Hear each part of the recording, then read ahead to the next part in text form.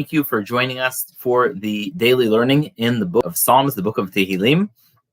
We are up to chapter 6, and as I mentioned, we recently lost Dr. Eilat Mazar, an archaeologist from Israel who actually uncovered the city of David, discovered the city of David, and really did some monumental work, so may the learning be in her memory. So chapter 6, King David always starts off with an indication of what context this psalm was said.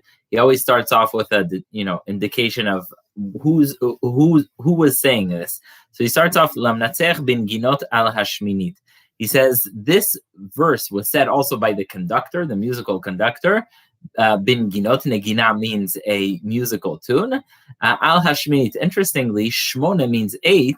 And so commentaries explain there was a kind of a harp that would play with 8 strings, which back then, by the way, was a great deal, right? It's not, a violin has 4, guitar has 6. So this was an instrument with 8 different strings.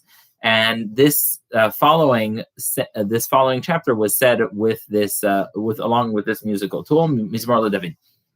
Interestingly, the rest of this psalm is actually said daily in synagogues. It's considered part of prayer called tachanun, which means supplication, and it's really very, very emotional.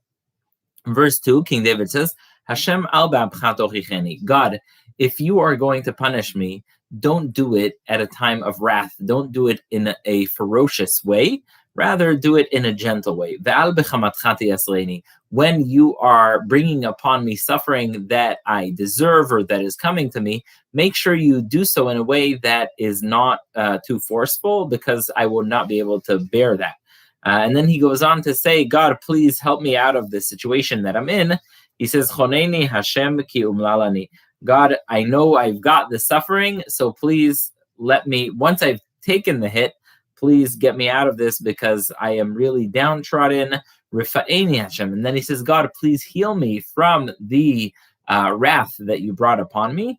Kinivalu atzamai, because my bones have been shaken by this situation. Now, it's interesting. The next prayer is so relevant, because he says, not only am I asking God to heal me from any physical and material ailment that I got from his punishment, but also from the emotional shock, from the anxiety.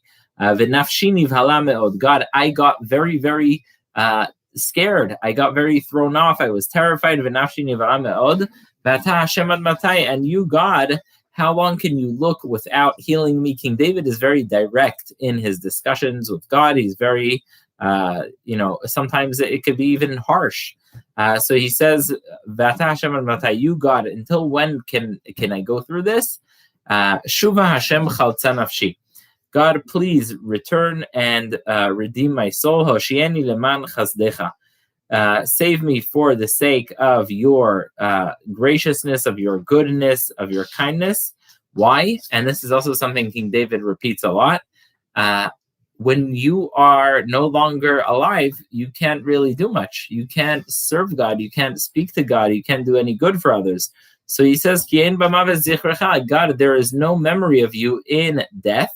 And in the abyss, once someone dies, there's no one who can praise you. There's no one who can thank you.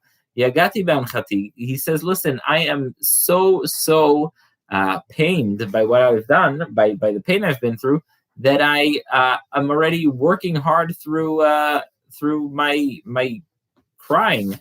I will soil my bed every night with tears. And the commentaries explain, why is it? It's interesting.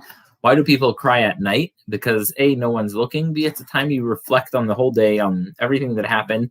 And sometimes it could be a tough day. And so the time people end up crying is towards the end of the day at night. So King David says, listen, I soiled my bed with tears.